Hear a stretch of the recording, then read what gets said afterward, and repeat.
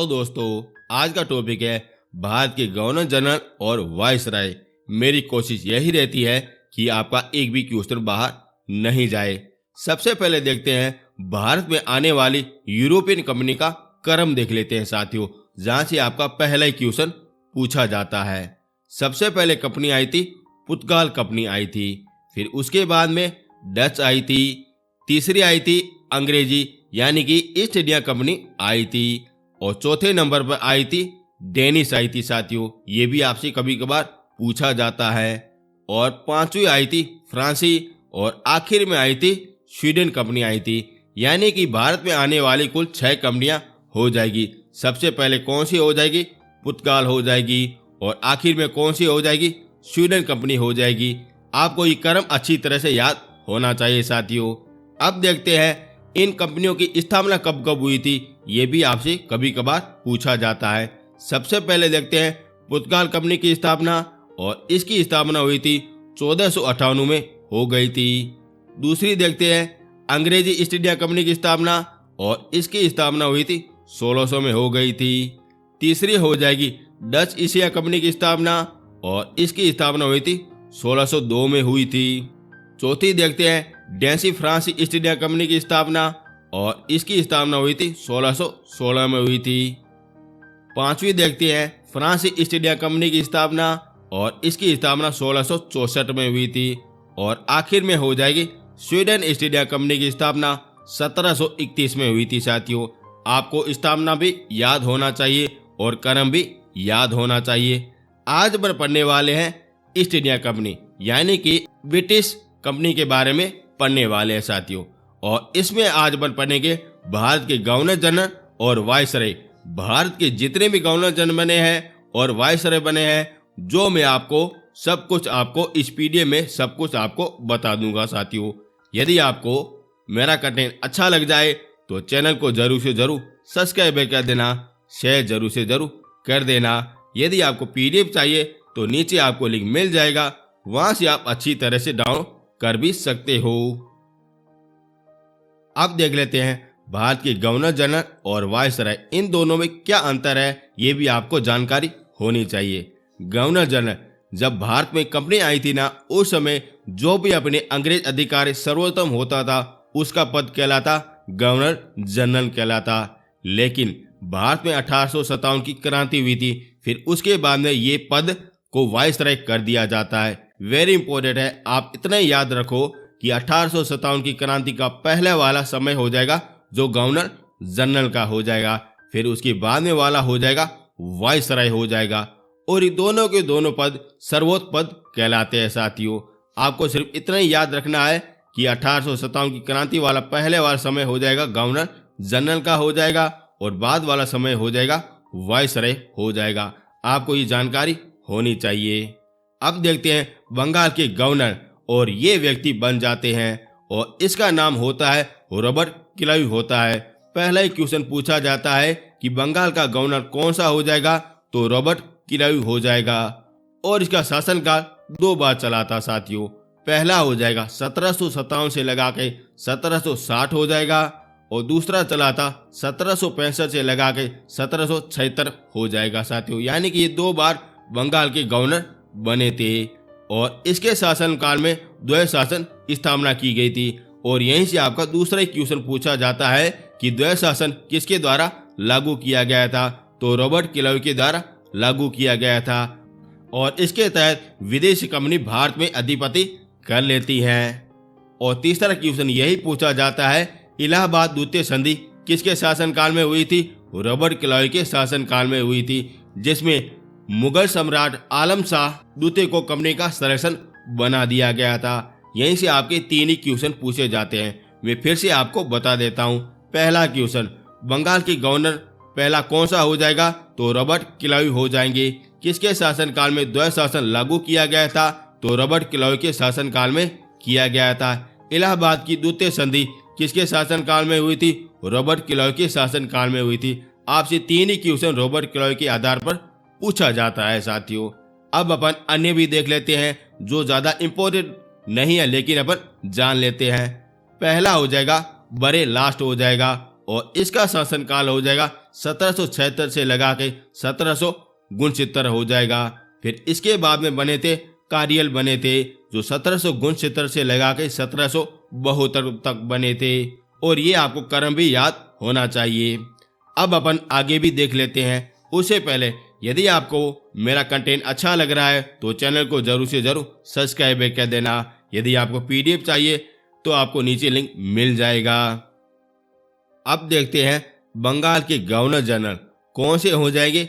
ये वाले शख्स हो जाएंगे और इसका नाम हो जाएगा वारेन हेस्टिंग हो जाएगा साथियों। अब आप यहाँ पे एक चीज नोट रखना, अगर आपसे पूछा जाए बंगाल की पहले गवर्नर कौन से हो जाएंगे तो रॉबर्ट क्लाइव हो जाएंगे। अगर आपसे पूछा जाए बंगाल के पहले गवर्नर जनरल कौन से हो जाएंगे तो वारेन हेस्टिंग हो जाएगा साथियों, क्योंकि यहाँ से आपका क्वेश्चन पूछा जाता है साथियों। अब अपन देख लेते हैं वारेन हेस्टिंग के बारे में देख लेते हैं। और इसके समय रेगुलर एक्ट 1773 लाया गया था। वेरी इंपॉर्टेंट है, आपसे पूछा ही जाता है कि रेगुलर एक्ट किसके समय में लाया गया था तो वारेन हेस्टिंग के समय लाया गया था। और इसके तहत बंगाल के गवर्नर को बंगाल का गवर्नर जनरल बना दिया जाता है। और इसके तहत मद्रास और मुंबई को जितने भी प्रशासन है वो बंगाल के अधीन आ जाएंगे साथियों। वेरी इंपॉर्टेंट है, आपसे पूछा जाता है। और इस एक्ट के तहत 1774 में कोलकाता में एक उच्च न्यायालय की स्थापना की जाती है। कौन से एक्ट के तहत? रेगुलर एक्ट के तहत कोलकाता में एक उच्च न्यायालय की स्थापना की जाती है और उसका पहला न्यायाधीश होता है इलेजा इम्पे होता है साथियों। और ये भी आपसे कभी कभार पूछा जाता है। और वारेन हेस्टिंग को बंगाल का पहला गवर्नर जनरल बना दिया जाता है और इसके समय द्वैध शासन भी समाप्त किया जाता है। और इसके समय प्रथम आंग्ल मराठा युद्ध भी हुआ था और इसके समय द्वितीय आंग्ल मैसूर भी युद्ध हुआ था। और इसके समय पीटर एक्ट इंडिया एक्ट लाया गया था, 1784 में लाया गया था। और इस एक्ट के तहत ये नाराज होके इस्तीफा दे देता है साथियों। कौन देता है? वारेन हेस्टिंग देता है। अब मैं आपको बताऊंगा आपके क्या क्या क्वेश्चन पूछे जाते हैं साथियों। पहला क्वेश्चन यही पूछा जाता है कि बंगाल का गवर्नर जनरल कौन सा हो जाएगा? वारेन हेस्टिंग हो जाएगा। किसके शासनकाल में रेगुलर एक्ट लाया गया था तो वारेन हेस्टिंग के शासनकाल में लाया गया था। तीसरा क्वेश्चन यही पूछा जाता है कि कौन से एक्ट के तहत मद्रास और मुंबई का सारा प्रशासन बंगाल के प्रशासन में चला जाता है तो रेगुलर एक्ट के तहत चला जाता है। किस एक्ट के तहत कोलकाता में उच्च न्यायालय की स्थापना की गई थी तो रेगुलर एक्ट के तहत की गई थी। कब की गई थी? 1774 में की गई थी। पहला मुख्य न्यायाधीश कौन सा हो जाएगा? एलिजा इम्पे हो जाएगा। और किसने द्वैध शासन प्रणाली समाप्त की थी तो वारेन हेस्टिंग ने की थी। और किसके शासनकाल में प्रथम अंग्रेज मराठा युद्ध हुआ था? वारेन हेस्टिंग के शासनकाल में हुआ था। किसके शासनकाल में? और किसके समय पीटर एक्ट 1784 लाया गया था? वारेन हेस्टिंग के समय लाया गया था। और पहला गवर्नर जनरल कौन सा हो जाएगा जिसने अपना इस्तीफा दिया था? वारेन हेस्टिंग हो जाएगा। यहीं से आपके यही क्वेश्चन पूछे जाते हैं साथियों। यदि आपको अच्छा लग रहा है तो चैनल को जरूर से जरूर सब्सक्राइब कर देना, क्योंकि मेरी कोशिश यही रहती है कि आपका एक भी क्वेश्चन बाहर नहीं जाए साथियों। शेयर जरूर से जरूर कर देना। अब अपन आगे भी देख लेते हैं। और ये वाले शख्स कौन से हो जाएंगे? इसका नाम हो जाएगा लॉर्ड कॉर्नवालिस हो जाएगा, जहां से आपके क्वेश्चन पूछे जाते हैं। और इसके समय एक कॉर्नवालिस कोड लाया गया था जिसके तहत शक्ति का विभाजन किया गया था। और इसके समय व्यक्तिगत व्यापार पर रोक लगा दी थी।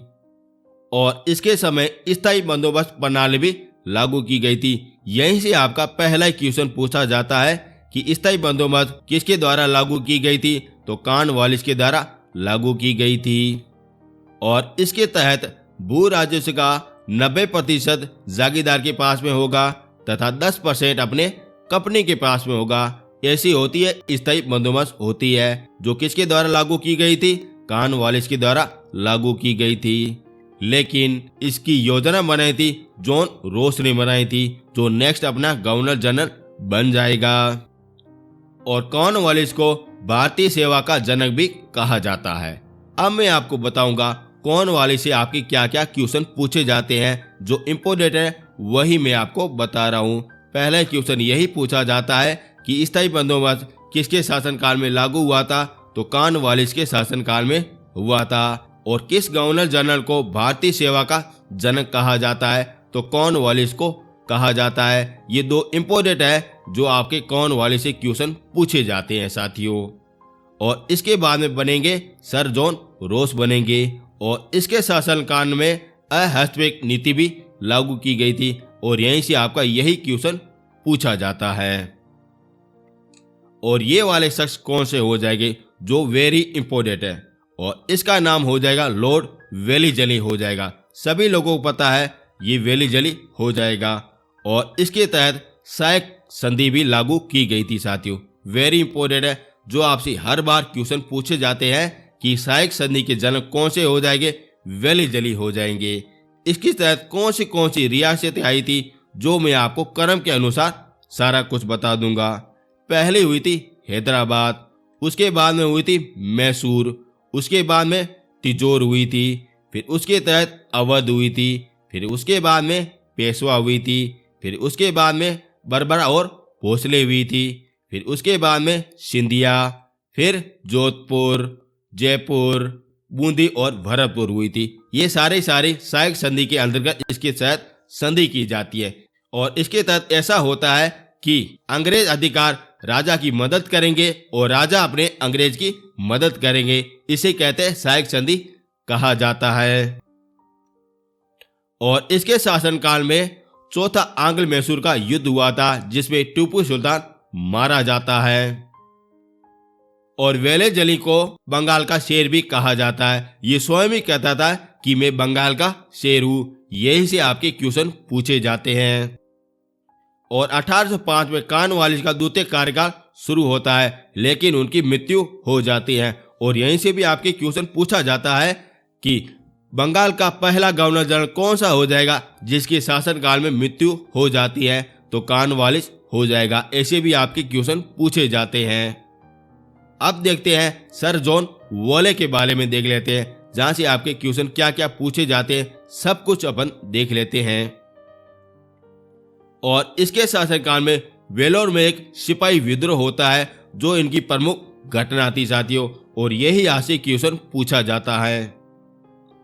अब देखते हैं लॉर्ड मेट्रो प्रथम के बारे में देख लेते हैं, जहां से आपके क्या क्या क्वेश्चन पूछे जाते हैं। और इसके शासनकाल में एक अमृतसर की संधि हुई थी, जिसके तहत रणजीत सिंह और औरंग अधिकारी के रूप में ये भाग लेता है, और ये संधि कहलाती है अमृतसर संधि कहलाती है। और इसके शासनकाल में 60 एक्ट 1813 लागू किया गया था, जो आपसे क्वेश्चन पूछा जाता है। अगर बात की जाए सबसे इंपॉर्टेंट क्वेश्चन, तो अमृतसर की संधि किसके तहत हुई थी, रणजीत सिंह और मिंटो प्रथम के तहत हुई थी। यहीं से आपका क्वेश्चन पूछा जाता है। और ये वाले शख्स कौन से हो जाएंगे जो वेरी इंपॉर्टेंट है, और इसका नाम हो जाएगा लॉर्ड हेस्टन हो जाएगा। जो आपसे पूछा जाता है क्वेश्चन वही मैं आपको बताऊंगा। और इसके शासनकाल में आंग्ल नेपाल का युद्ध होता है, 1814 से लगा के 1816 तक होता है। और इसके तहत एक संधि की जाती है, सुंगोली की संधि की जाती है। इसके तहत ये युद्ध समाप्त हो जाता है। आपसे क्वेश्चन यही पूछा जाता है कि सिंगोली संधि किससे संबंधित हो जाएगी, तो आंग्ल और नेपाली के युद्ध से संबंधित हो जाएगी। इसके तहत ये युद्ध समाप्त हो जाता है। और इसके समय पिंडारियों का दमन किया जाता है। आपने तो मूवी तो देखी होगी वीर वाली, जो सलमान खान की बनी है, जो इसके शासनकाल में बनाई गई थी। वेरी इंपॉर्टेंट है, पिंडारियों का दमन किसके द्वारा किया जाता है, हेस्टिंग के द्वारा किया जाता है। और इसके तहत प्रेस पर जितने भी प्रतिबंध लगाए गए थे वो सारों को ये हटा देता है साथियों। वेरी इंपॉर्टेंट है। अगर मैं आपसे पूछूं कि भारतीय संविधान में प्रेस की स्वतंत्रता कौन से अनुच्छेद में मिलती है, इसका आंसर आप कमेंट बॉक्स में जरूर से जरूर देना साथियों। और इसके समय 1822 में टेनिस एक्ट लागू किया गया था, जो आपसे क्वेश्चन पूछा जाता है साथियों। वेरी इंपॉर्टेंट है। आपके यहीं से भी क्वेश्चन पूछे जाते हैं। मेरी कोशिश यही रहती है कि आपका एक भी क्वेश्चन बाहर नहीं जाए। यदि दोस्तों मेरा कंटेंट अच्छा लग रहा है तो चैनल को जरूर से जरूर सब्सक्राइब कर देना। यदि आपको पीडीएफ चाहिए तो नीचे आपको लिंक मिल जाएगा, वहां से आप डाउनलोड कर भी सकते हो। यदि किसी भी प्रकार की कोई प्रॉब्लम हो जाए तो ये पड़े मेरे व्हाट्सएप नंबर, आप हमसे कांटेक्ट कर भी सकते हो। अब अपन आगे कुछ और भी देख लेते हैं। अब देखते हैं लॉर्ड एम रूड के बारे में देख लेते हैं। और इसका समय काल हो जाएगा 1823 से लगा के 1828 हो जाएगा। और इसके शासनकाल में पहला आंग्र वर्मा का युद्ध हुआ था। वेरी इंपॉर्टेंट है, आपसे यही क्वेश्चन पूछा जाता है कि पहला आंग्र वर्मा का युद्ध किसके शासनकाल में हुआ था, तो लॉर्ड एम रूड के शासनकाल में हुआ था। और इस युद्ध को समाप्त करने के लिए एक संधि हुई थी जिसका नाम होता है याडूब की संधि के द्वारा ये समाप्त किया गया था। और इसके शासनकाल में बैरकपुर में एक सैनिक विद्रोह हुआ था। और ये वाले शख्स कौन से हो जाएंगे जो वेरी इंपॉर्टेंट है, ये भारत के पहले गवर्नर जनरल हो जाएंगे साथियों। और इसका नाम हो जाएगा लॉर्ड विलियम बेटिंग हो जाएगा साथियों। सबसे पहले मैंने आपको बताया बंगाल का गवर्नर, फिर उसके बाद में बताया बंगाल का गवर्नर जनरल के बारे में बताया, फिर उसके बाद में देख रहे हैं भारत का गवर्नर जनरल जो हो जाएंगे लॉर्ड बेटिंग हो जाएंगे साथियों। और इसका समय काल हो जाएगा 1828 से लगा के 1835 हो जाएगा। और इसके शासनकाल में 1833 में चार्ट एक्ट लागू किया गया था। और उसके तहत बंगाल के गवर्नर जनरल को भारत का गवर्नर जनरल बना दिया था। और यहीं से आपका क्वेश्चन पूछा जाता है। और ये भारत के पहले गवर्नर जनरल बन जाते हैं। और इसके समय राजा राम मोहन राय की सहायता से 1829 में सती प्रथा को समाप्त किया जाता है। और ये वाला क्वेश्चन आपसे पूछा भी जाता है कि सती प्रथा किसके शासनकाल में बंद की गई थी, तो विलियम बेटिंग के शासनकाल में बंद की गई थी। कौन सहायता करता है, राजा राम मोहन राय करता है। और इसके शासनकाल में ठगी प्रथा भी समाप्त की गई थी। और इसके शासनकाल में शिशु बालिका की हत्या भी की जाती है, उसका भी प्रतिबंध किया जाता है। और ये वाले क्वेश्चन आपसे पूछे जाते हैं साथियों। पहला क्वेश्चन यही पूछा जाता है कि भारत का पहला गवर्नर जनरल कौन सा हो जाएगा, तो विलियम बेटिंग हो जाएगा। किसके शासनकाल में 1833 चार्ट एक्ट लाया गया था, तो विलियम बेटिंग के शासनकाल में लाया गया था। सती प्रथा कौन सा गवर्नर जनरल प्रतिबंध करता है, तो विलियम बेटिंग करता है। सती प्रथा पर रोक लगाने वाला पहला गवर्नर जनरल कौन सा हो जाएगा, विलियम बेटिंग हो जाएगा। कब लगाता है, 1829 में करता है। सहायता कौन करता है, राजा राम मोहन राय करते हैं। ठगी प्रथा कौन बंद करता है, विलियम बेटिंग करता है। शिशु बालिका की हत्या पर रोक कौन लगाता है, विलियम बेटिंग लगाता है। और ये रहे शख्स विलियम बेटिंग जो आप इमेज में देख सकते हो। बड़े अच्छे व्यक्ति है साथियों, इस कारण अच्छी अच्छी योजना के तहत ये लाया था। अब अपन आगे देख लेते हैं। अब देखते हैं चार्ल्स मेटकॉफ के बारे में देख लेते हैं। और यहीं से आपका यही क्वेश्चन पूछा जाता है कि भारतीय प्रेस का मुक्ता किसे कहते हैं, चार्ल्स मेटकॉफ को कहा जाता है। यहीं से आपका यही क्वेश्चन पूछा जाता है। अब देखते हैं लॉर्ड ऑकलैंड के बारे में देख लेते हैं। और इसके समय प्रथम आंग्र अफगान का युद्ध हुआ था। और इसके समय कोलकाता से लगा के दिल्ली तक ग्रैंड रोड की मरम्मत कराई थी साथियों। अगर आपसे पूछा जाए ग्रेट रोड की निर्माण किसने करवाया था, तो आंसर हो जाएगा शेरशाह सूरी ने करवाया था। जो मैंने आपको मुगल साम्राज्य सब कुछ आपको पढ़ाया था, उस समय मैंने आपको सब कुछ आपको बताया था। आप जरूर से जरूर वीडियो देख लेना। और इसके समय जितने भी अपने भारतीय विद्यार्थी हैं जो डॉक्टर की शिक्षा के लिए विदेश में जाने की अनुमति कौन देता है, लॉर्ड ऑकलैंड देता है। सारे के सारे विद्यार्थी विदेश में जाके डॉक्टर की तैयारी कर सकते हैं। अब देखते हैं लॉर्ड एनीबरो के बारे में देख लेते हैं। और इसके समय पहला आंग्र अफगान युद्ध समाप्त हुआ था। और इसके समय सिंध को पूरी तरह से ब्रिटिश साम्राज्य में मिला लिया था। और इसके समय नेपोलियन कहता है कि यह अफगान की तूफान की पूंछ है साथियों। किसे कहता है, सिंध को कहते हैं। कौन कहता है, नेपोलियन कहता है। और इसके शासनकाल में दास प्रथा भी समाप्त की गई थी। और ये वाला क्वेश्चन आपसे पूछा जाता है, दास प्रथा। और ऑप्शन में पहला क्वेश्चन यही पूछा जाता है, विलियम बेटिक दिया जाता है। आपको आंसर क्या देना है? लॉर्ड एडिनबरो देना है, क्योंकि इसके शासनकाल में ये समाप्त किया गया था। और इसके शासनकाल में रविवार की छुट्टी भी प्रारंभ की गई थी साथियों। जो आप रविवार की छुट्टी करते हो, एंजॉय करते हो ना, जो इसके शासनकाल में शुरू की गई थी। कब की गई थी? 1843 में की गई थी साथियों। और ये वाले शख्स कौन से हो जाएंगे? और इसका नाम हो जाएगा लॉर्ड हंगरी हो जाएंगे। और इसके शासनकाल में पहला आंग्र सिख का युद्ध हुआ था, जो आपसे पूछा जाता है। पहला आंग्र सिख का युद्ध किसके शासनकाल में हुआ था? तो लॉर्ड हंगरी के शासनकाल में हुआ था। और इसके शासनकाल में नरबली भी रोक लगा दी थी, जो आपसे पूछा जाता है साथियों। और ये हो गए इंपोर्टेंट हो गए। और इसी के साथ ये आपका पहला वीडियो भारत के गवर्नर जनरल और वाइसरॉय का पहला वीडियो पूरा हो गया है। आई होप आपको अच्छा भी लगा होगा साथियों। यदि अच्छा लगा है तो शेयर जरूर से जरूर कर देना साथियों।